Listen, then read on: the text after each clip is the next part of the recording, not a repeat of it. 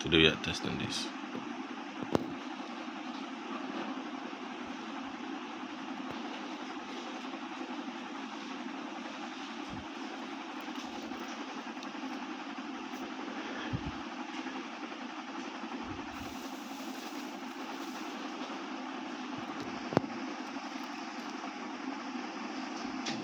Wow, it works.